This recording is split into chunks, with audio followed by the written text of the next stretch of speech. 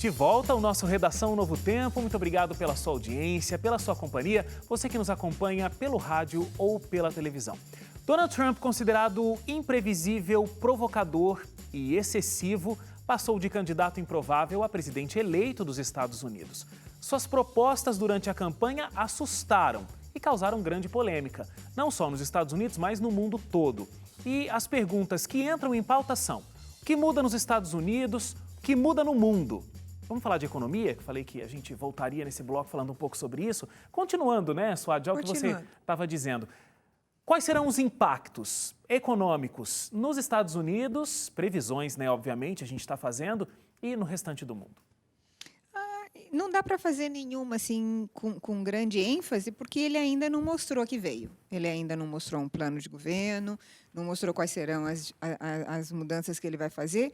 Presume-se que tudo aquilo que foi pautado pelos democratas não vai ser cumprido. Tudo aquilo que a Hillary iria tentar dar continuidade, ele vai barrar. Principalmente o Obamacare, né? Parece que o mercado financeiro, Suad, já percebe que, olha, não vai ser tão ruim assim. Não vai ser. O cara tem uma visão boa. Ele não vai estragar as coisas. Ele é muito bem preparado, vem de uma família que tem posses. O pai dele preparou ele muito bem. Ele fez uma das melhores universidades. É um empresário de sucesso. Quebrou 4 vezes, né? Mas, de acordo com uma instituição brasileira aqui, o Sebrae, a gente pode quebrar até 6 vezes, né? Então, ele tá tudo bem. Ele está na média. Ele está na média. Então, ele sabe como se reerguer. É o tipo do cara que tem presença, só que é agressivo, não tem postura, não atende. E isso assusta, porque o mundo pede uma diplomacia diferente, né? Ele é diferente, ele é empresário. Ele é um empresário capitalista agressivo. Não espere dele que ele seja tão doce quanto o Obama, porque ele não é. Agora, tem uma questão, a gente vai analisar nesse bloco, né, os efeitos internos e externos, mas no outro bloco a gente comentou um pouco sobre isso, mas quando você vai ver os resultados das eleições dos Estados Unidos, do voto popular, não do voto dos delegados, você vê que ficou bem 50% ali, né? Um pouquinho mais a Hillary ficou, mas, obviamente, como a gente já falou, o que vale são os votos dos delegados. Agora, eu tenho a impressão que, obviamente, você vê isso, você vê que o país está dividido, né? Bem dividido. O próprio Donald Trump falou assim, eu só vou aceitar o resultado dessa eleição se eu ganhar. Ele comentou isso. E ele ganhou, não contestou. Agora, o perfil dos eleitores da Hillary não é tão agressivo assim, né? Então, ou seja, por conta disso, o processo de governabilidade, as condições de governabilidade que o Trump tem são melhores do que se a Hillary tivesse sido eleita. Eu não diria melhores, eu diria menos piores do que a situação da Hillary, porque eu acho que se a Hillary ganhasse, a situação de governabilidade dela seria um pouco mais complicada do que ele vai ter. Essa tem uma coisa que eu acho interessante nele, é a ousadia, porque ele disse uma coisa que eu achei muito legal, é o seguinte, que se ele não ganhasse agora, ele não se candidataria outra vez. Então é assim, gente, a oportunidade é agora, vocês querem? Então vocês correm, porque depois acabou, não tem chance mais comigo não, entendeu? Chance. É assim. E teve uma publicação que saiu nessa semana, que foi enviada por alguém da equipe de imagem do Trump, que divulgou uma carta que foi enviada pelo Richard Nixon, que foi presidente, aquele do caso Watergate, né? Acho que ele escreveu a carta para o Trump na década de 80, 86, 87, não me lembro. E na carta o Nixon diz o seguinte, olha, minha esposa, que entende muito de política, disse o seguinte, que no dia em que você concorrer à presidência, você vai ganhar de primeira. Achei muito interessante isso, quer dizer, faz quantos anos? Quase 30 anos. E ele guardou essa carta. E ele tem essa carta guardada que vai ser incluída agora numa biografia que estão escrevendo para ele. Interessante. Os Simpsons tiveram um episódio também, né? Eu vi. Elegendo o Donald Trump. Acho que foi anos 2000 isso, não foi? E agora eles trouxeram isso à tona, né? Depois do Trump ter realmente conseguido vencer as eleições. Mas ao contrário do que a esposa aí que o Gael comentou disse, para eles, né, de acordo com o roteirista, que foi a pior, o que pior poderia acontecer. É a pior piada que poderia acontecer na situação, né? A pior piada que poderia ter se tornado realidade, é isso? Exatamente, se tornou, né? E a Suad estava falando antes sobre os lobbies, né, que tem, falou do próprio Israel, que banca campanhas nos Estados Unidos e tal. Durante a campanha, o Trump foi acusado de ter relações com a Rússia, né, com o Vladimir Putin, que estaria influenciando a campanha. Será que é verdade, Suad? Ele Vamos supor que ele não tenha influência nenhuma. É amigo do Trump, pelo menos, e parece que os dois compactuam das mesmas ideias, né? A ideia é a seguinte: os refugiados que estão hoje todos na Europa ou querendo ir para os Estados Unidos são responsabilidade dos países árabes ricos que estavam pagando os rebeldes para atacar o governo da Síria. Então, eles que se responsabilizem agora com os refugiados e mandem todos para lá, então. Pelo menos já tem o mesmo idioma e tudo. Tirar o Assad do poder da Síria não é o melhor negócio, coisa que o Obama não abria mão, né? O Obama não abria mão de tem que tirar o Assad, a Europa também dizia que tem que tirar o Assad, senão não tem acordo. E agora não. Ele está dizendo o seguinte: seria melhor que o Assad continuasse na presidência da Síria. Você acha que o Trump tem uma coisa assim? Cada país que resolva os seus problemas, porque os Estados Unidos sempre se achou assim uma nação eleita, né? De não só ser uma potência, mas também interferir na política de outros países, ou sei lá, oferecendo ajuda, ou influenciando realmente para o que eles achavam que deveria ser. Você acha que com o Trump vai ser uma coisa assim? Se isso não compensar para mim, eu não vou interferir. Cada um resolve os seus problemas. Eu acho que ele não entende a gravidade do tamanho da coisa, porque ele não faz parte do processo ainda.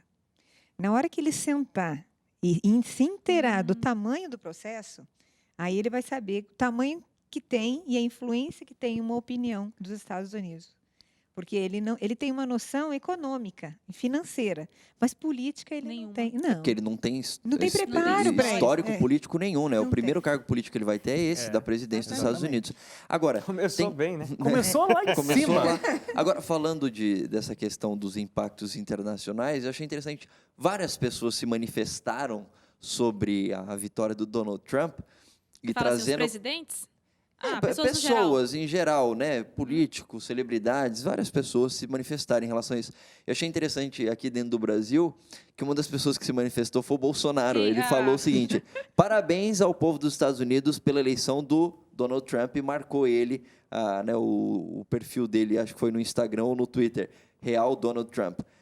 Vence aquele que lutou contra tudo e todos. E aí ele deixou a deixa Ele ganhou dele, uma injeção de ânimo, Em hein? 2018 será o Brasil no mesmo caminho. Ou seja, ele se comparou com o Donald Trump. Tô pegando chegando. uma carona. Tô Só chegando. faltou né? ter, assim, só alguns dólares, né? À frente.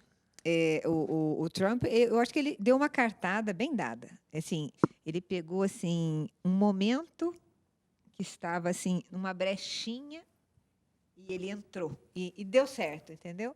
Agora é o mesmo caso do prefeito de São Paulo, né? Verdade. Dória, Eu acho que tem muito a ver Tem muito mesmo. a ver. Só que o Dória não é tão agressivo quanto ele não é no tão duro. discurso. É. Mas é um empresário Mas assertivo, né? Exatamente. Só que ele chegou dizendo já que vai aumentar a quilometragem na entrada ali de São Paulo, na Marginal Tietê. Já voltou atrás. Ele não ouviu os estudos dizendo que tinha caído o número de acidentes, que foi melhor e tudo. Quando ele viu e conversou com quem trabalha lá na prefeitura, aí ele se tocou. Não, na verdade, ele já sabia desde antes, mas havia um clamor de uma parte da população em São Paulo que queria isso, né? Então ele prometeu, mas ele já prometeu sabendo que não ia cumprir, no caso do Dória. Agora, uma questão curiosa, né? Eu acabei de me ligar aqui. O Dória, depois do Justus, foi quem apresentou o Aprendiz aqui no Brasil. Que é a versão brasileira. E a versão brasileira Nossa, do que o Trump apresentou lá nos quantas Estados Unidos e coincidências. começou, né? Para Então, você ver como será o que mundo... o Justus vai ser o próximo presidente do Brasil? Tô brincando. Guarde essa gravação. Podemos utilizar no Mas futuro. você percebe que o perfil mundial está carente de líderes. Né? Eles querem aquele cara que fala: você está demitido, você está contratado, esse processo não vai ficar assim. Seja firme. franco e direto. Então, Executivo. isso que eu ia comentar. Eu gosto muito de observar nas campanhas a comunicação que é feita por trás disso tudo. Talvez, né, por estar nessa área, como cada campanha resolve escolher o seu foco, como são feitas as propagandas, os discursos. Isso tudo é estudado, né? Tem pessoas por trás orientando. Ninguém... Ou às vezes, sei lá, mas a gente entende que sempre tem um grupo ali orientando e tudo mais. E eu sinto, e a gente viu aí no discurso de Trump, que isso que o Hélio também falou, dá voz o que as pessoas querem falar, que de repente é radical, mas dá voz para essas pessoas, a pessoa tem um discurso assim direto, sem aquela coisa polida e cheio de muita ornamentação na hora de discutir, aquela coisa política que talvez eu acho que as pessoas estão perdendo a paciência para isso, entendeu? Que é uma coisa assim direta, objetiva, clara, determinada, e não assim, olha, vamos ver, porque vamos, sabe? Tem mais ou menos isso, Suad, você acha? Tem. Você tem até um exemplo agora nas últimas eleições, onde quem ganhou foi o voto nulo e o voto branco. Eu espero que os grandes eleitos. Os grandes eleitos foram esses. Eu espero que as pessoas ouçam a voz das urnas, que foi só um recado que foi mandado. Na próxima vem uma tijolada, entendeu? Então, quer dizer, escutem o que foi mandado de recado. A população está extremamente insatisfeita com o que nós temos aí. Aí chega na próxima eleição, eles colocam os mesmos candidatos. Sabe o que vai acontecer? Ninguém vai votar. Não vai, né? E um exemplo disso, dos mesmos candidatos, e a diferença quando se tem um diferencial, é o próprio prefeito de São Paulo, porque o Dória também, né? Não tinha uma carreira política. Ninguém aguenta mais político. A Hillary mesmo. Pegue a Hillary, vem toda a história acadêmica dela, aí diz que ela é advogada, mas já se meteu em política logo no último ano, né? Foi isso? E era até num outro partido, que era republicano, depois ela passou para o democrata. Que experiência essa senhora tem em economia, em finanças, para poder administrar um país? E que está no meio de uma crise, e a crise é mundial. Que histórico ela tem? Nenhum. Ela foi esposa de presidente e foi galgando, conhecendo pessoas e subindo. O Obama foi a mesma coisa. São chefes de Estado? Sim, sentam, conversam com todo mundo. Agora, executivos para poder administrar um país, que é o que está sendo necessário hoje em dia? Não, você precisa de um empresário para botar o país.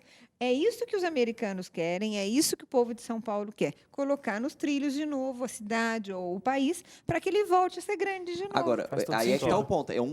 É um ciclo, né? Então, está se apostando nisso. Se der errado, vai entrar alguma outra coisa que eles vão tentar apostar de novo. E isso vai, de certa forma, alimentando os ciclos que a gente vai tendo dentro da governabilidade ao redor do planeta. Você né? sabe o que vai acontecer? Esses executivos vão acabar fazendo gestão pública e se especializando em política e acabar se tornando políticos. Aí é o Vamos caminho, ver. porque uma coisa é gerir uma empresa, outra coisa é gerir um país. Não A tem... legislação é totalmente diferente, nada a tudo é ver. diferente. Você acha que também esse ciclo, ora entra um que favorece mais a classe dos empresariado, a classe de empresariado, ora entra um mais socialista para a classe mais pobre, isso é bom, assim, Essa balança. essa balança? Não, isso já acontece há muito Já tempo. acontece. Se Há você- muito tempo isso já acontece, mas o que eu estou falando é no sentido do perfil do candidato que se torna um governante. Então, você tem, por exemplo, aqui no Brasil, né, durante um bom tempo você teve as pessoas num perfil de pensamento em relação ao tipo do voto que ela dava. Aí você teve, lá em 2004, o Lula sendo eleito, porque não, estamos cansados desse pessoal aí que só favorece os empresários e não sei o que lá, tal. É alguém que não está contaminado com a política, porque o Lula nunca tinha sido... Ele tinha sido eleito vereador, eu acho, só em São Paulo. Deputado, não é? Foi deputado. Deputado, etc. Aí o pessoal falou, não, mas ele não está tão viciado assim. Aí colocam. E Depois a aí, pessoa de se repente, vicia, né? vai para um lado, não dá certo. Não, vamos tentar para um outro lado agora. E aí você tem a mesma coisa acontecendo nos Estados Unidos. Você tem isso aqui acontecendo no Brasil, pelo menos você tem o caso de São Paulo. Estamos cansados da classe política, é só discurso. Vamos ver quem tem feito dar certo às empresas, vamos ver se vai dar certo lá também. Então, são apostas, né? Só que, se não der certo, e existe uma boa possibilidade de não dar, o que é que eles vão fazer? Aí que é o próximo passo que a gente não sabe, né? Porque seria a galinha dos ovos de ouro, né? Porque daí você ia para um lado de... Para esse perfil. Para esse perfil, né? O triste é que o orçamento do ano que vem foi autorizado nesse ano, quando era outro prefeito. Então, o prefeito que vai entrar vai ter que trabalhar com o dinheiro que foi solicitado com o prefeito anterior. Não se sabe se o orçamento está dentro daquilo que ele quer fazer, né? Mas tem também um plano plurianual, que é de 4 em 4 anos, que é autorizado, e tem o plano anual também. Tem um outro detalhe. Você só consegue trabalhar com socialismo e ajudar as pessoas e trabalhar com o social quando você tira dinheiro de algum lugar. Você o governo ele não gera dinheiro. Nós pagamos impostos, o governo pega esse dinheiro e ele administra esse dinheiro. Então, o governo não tem dinheiro. Tem uma frase da Margaret Thatcher que é interessante, que fala, né? O socialismo é legal até a hora que acaba o dinheiro dos outros, né? No caso da Venezuela, e o caso da Rússia, o caso do Irã, tirava o dinheiro do petróleo. O petróleo está super em baixa agora. Por isso que está todo mundo em baixa no mundo agora, que está quebrado. No caso do Brasil, tira o dinheiro da onde? Do empresário que está dando certo. Quantos empresários nós temos dando certo no Brasil hoje? Então, você precisa de políticos que façam o empresariado ganhar dinheiro. Durante alguns anos, todos os políticos que ganharem as eleições vão ser extremamente voltados para a área empresarial, para fazer o empresariado subir e ganhar dinheiro de novo. Aí, depois, entra de novo o governo socialista para gastar o dinheiro que foi ganho. Suad, você, em algum momento aqui, disse o seguinte... enquanto a gente cada vez está precisando ser mais globalizado para conseguir governar, o Trump tem uma tendência, tem um fronte de trabalho que é mais local. Então, vamos cuidar aqui dos nossos e vamos resolver a coisa aqui internamente. Como é que isso vai se dar? Porque os Estados Unidos são os Estados Unidos... Autossuficiente? Justamente porque, né, tem essa conexão mundial. Existem muitos países que são uma aldeia dos Estados Unidos até hoje. Então, como é que vai se dar isso nesse momento? Mais uma vez, estamos falando de propensões, né? Mas, enfim... Se você voltar, como diz o Trump, a ter os Estados Unidos de 50 anos atrás, você vai retornar todas as fábricas da Ford, de todas as empresas para lá. Só que os Estados Unidos ganham... Inclusive, ele tem a proposta de baixar bastante os impostos para os empresários, para a valorização dos empresários ali locais, dentro dos Estados Unidos. Só que ele ainda não tem noção do que é uma globalização e como funcionam as empresas fora. Funciona assim, Estados Unidos detém a tecnologia, ele fala, minha fábrica vai ser instalada no seu país, mas eu não repasso a tecnologia para você. Eu cobro para você usar a tecnologia, mas eu não repasso ela para você. Entendeu? E é aí que eles ganham muito dinheiro. Então, o Trump está falando, mas tudo isso são acordos internacionais fechados há muitos anos. Como é que você vai desativar uma fábrica, suponhamos, da GM no Brasil, que está dando certo, em detrimento de uma que não deu certo nos Estados Unidos e teve que fechar? Não é assim que funciona. Você pode deixar daqui e abrir uma outra lá, e você gera emprego e um monte de coisa. Mas não é assim que funciona. Ele tem que se integrar ainda com um monte de coisa. É muito fácil você começar a fazer campanha para ganhar presidência de algum país quando a população é ignorante. Porque a população não entende do que você está falando, entendeu? Agora, tem um ponto Tanto disso é que que você nem está ele falando entende ainda tudo. da né? economia globalizada, tanto é que você tem casos onde você vê a empresa norte-americana, como você falou, ela detém a tecnologia, mas ela instala as fábricas delas em outros países. Por quê? Porque isso gera mais lucro para essa própria empresa que é norte-americana. Então, por exemplo, você pega, sei lá, uma empresa lá, a Nike, e aí ela faz os tênis dela em Bangladesh, na Índia. Por quê? Porque a mão de obra lá é muito mais barata. Aí eles fazem o produto lá, vendem dentro dos Estados Unidos, porque sai muito mais barato fazer fora do que dentro, né? Porque não tem encargo social, né?